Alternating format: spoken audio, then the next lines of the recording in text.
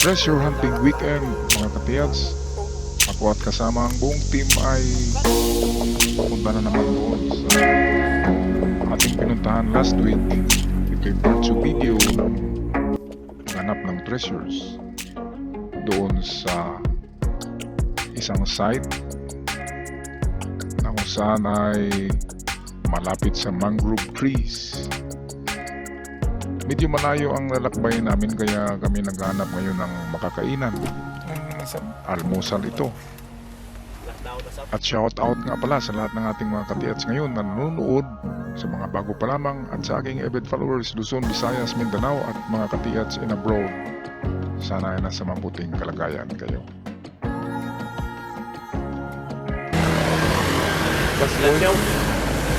Why isda, Mika? Why isda? Tinola. Unod. Tiyan. Ano? Tangipit side. Isa. Tungaan mo lang. Dugol na lang. Wow. Lagi. May pakbit to.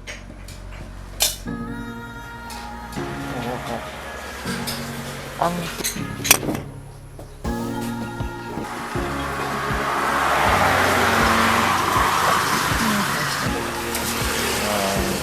mas kami gai. Thank you.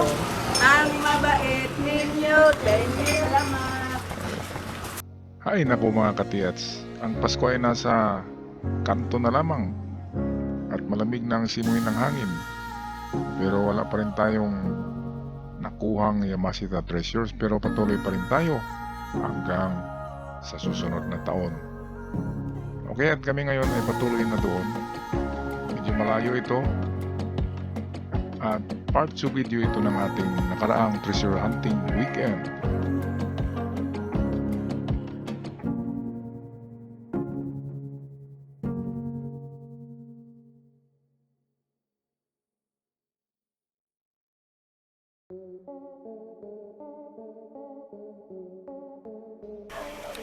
Dito ay amin muna dinaanan ang Acumeter Man sa kanyang tahanan bago tayo magpatuloy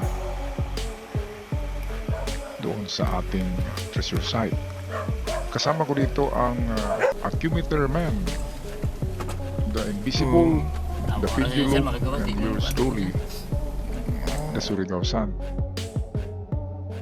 At siya nga pala mga katiyat, sa mahilig ng dowsing rod ay meron akong paraffle doon sa The Good News Daily TV. Yun ang isang channel ko na iba ang content. At mag-comment at subscribe lang kayo doon para masali kayo sa ating paraffle. Ang aking pagpili ng 5 manalo, merong 5 manalo doon, ay sa Pasko, December 25, at may padala ko sa inyo yan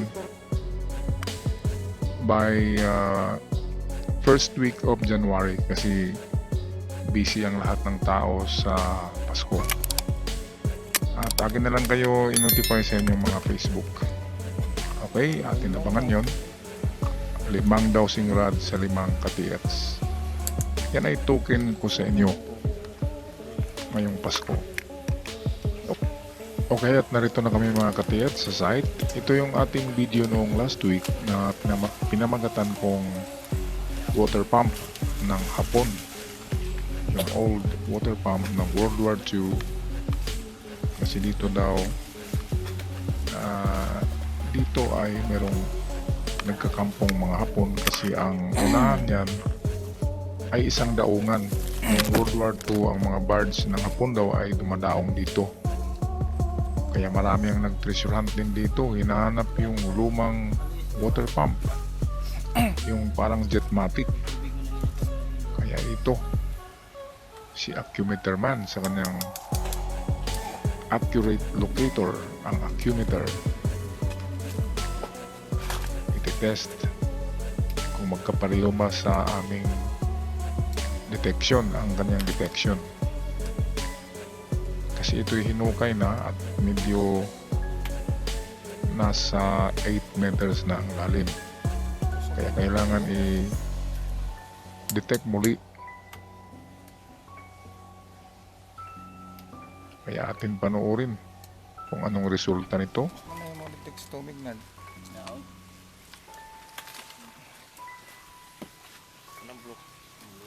Ano abot kayo na?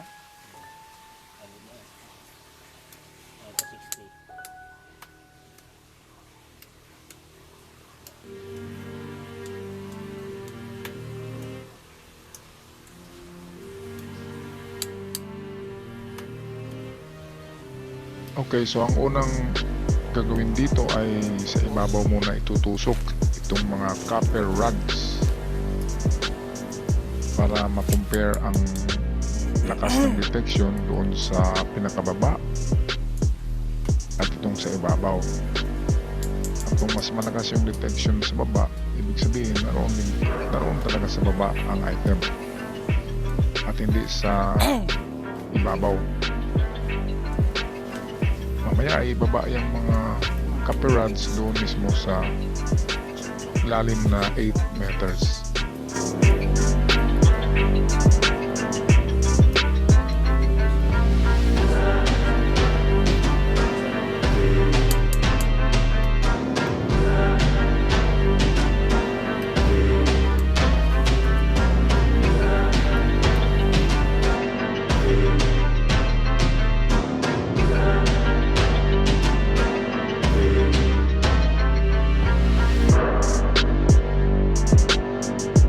Okay, so medyo maganda ang resulta sa itaas. Mataas ang reading ng lupa. Merong nasa precious metals ang kanyang needle. Ang palo ng needle ay nasa precious or yellow zone sa Accumeter. Ngayon binaba na namin ang copper rods at doon naman ito itutusok sa pinaka bottom nitong kanilang hukay. Dito natin malaman kung mas malakas ang detection sa baba kumpara sa itaas.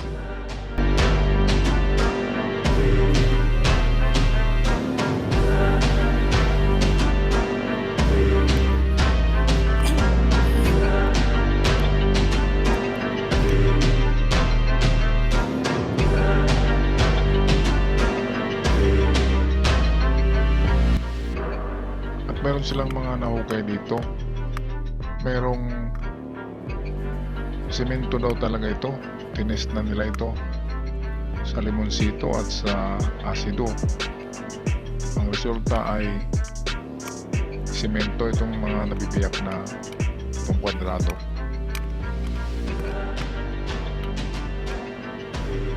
Ayan.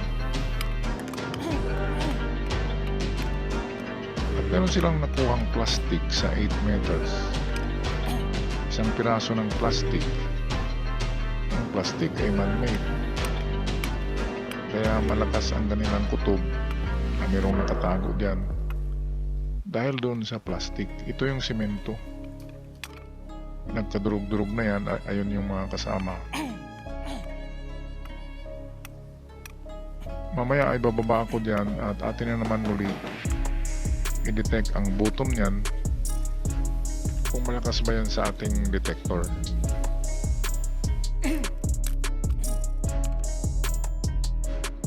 Ito yung ibang pirasong durog na simento na kuha nila sa 7 meters. At kung ito ay talagang simento ng hapon, of course merong nakatago dyan. Okay, at bumaba na ang ating ka-TH doon sa baba at tinusok niya na ang mga copper rods para muli ma-detect.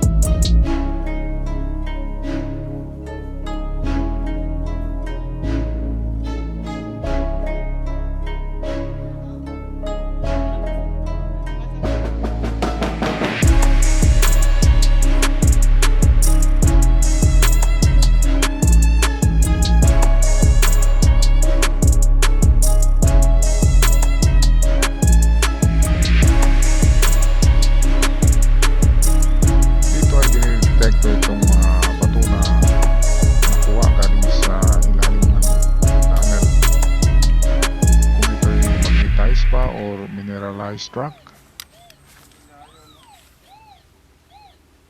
Okay, meron Iron siyang content. detection pero napakahinang iron content. At common lang ito sa mga bato. Ang detection na iron. Kaya kung kayo mag-detect ng mga bato Ito sa atipak. sa ilalim ng inyong hukay, karamihan yan ay tumutunog. Pero ang maganda dito sa itong gamit ko na MineLab ay magapagbasa siya kung gold, silver, or iron ang laman ng mga bato. Ito yung nabili ko sa US noon. Ito ay Australian version. Made in Australia, MineLab. Pero ngayon, nabibili na ito ng mura sa Bourbon Electronica. Nasa 13,000 yata or 14,000. Yan ang MineLab na Go 40 or Go 44. At ang sa ngayon ay ang mga lumalabas ay made in Malaysia yata, Malaysia. Pero under the company pa rin na MineLab from Australia. Kaya maganda. Itong gamit ko, nababasa na yan. Palagi, heavy duty yan. Pero ayan, gumagana pa rin. Mamaya papasok ako sa loob ng tunnel at i-detect ko yung mga semento doon, baka may laman. At kung gusto niyong bibili ng ganito doon sa Bourbon Electronica, tawagan niyo lang si Roniel Bourbon. Ito yung kanyang numero, 0975-6675-030, at banggitin niyo lang ang aking channel, ang Surigao Sun or Golden Boy, at sabihin niyo na ako ang nagrekomenda para meron kayong karagdagang discount sa Bourbon Electronica. Abot ka gina diha.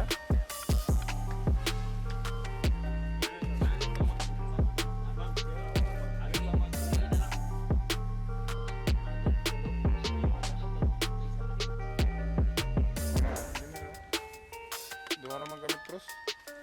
Naman yun. At dito sa pangalawang test ni Accumeter Man, yung mga copper rods ay nasa bottom ng tunnel ay malakas ng Mas kusog. kunti ang detection kumpara ng sa itaas na detection. Kung saan yung itaas ay itinusok sa ibabaw ng lupa ang mga copper rods, at ito naman ang copper rods ay nasa bottom ng tunnel. Ang lumabas na resulta ay mas malakas ang bottom of the tunnel. Kaya pwedeng naroon ang item kung saan ang mga semento ay doon din nila binasag. Kung yun ay semento man ng hapon, ay malaking porsyento na meron. Kaya ako'y bababa na, mga katiats. Kami ng Penduluman ay bababa na ngayon para at dito sa pagkakataon ay medyo minalas tayo dahil na lowbat ang ating kamera, pero patuloy pa rin kami ni Pendulum doon pumasok, at ang detection ay ganun pa rin, doon na level at positive pa rin ang detection. Kaya ang ating mga katiats na lang ang patuloy na magukay dyan. Balitaan na lang kami kung ano man magandang balita ang meron. Okay, so hanggang sa muli mga katiats, kami ay pauwi na. Pabalik na ng Surigao at magpaalam na. Hanggang sa muli, God bless you all at ingat kayong lahat.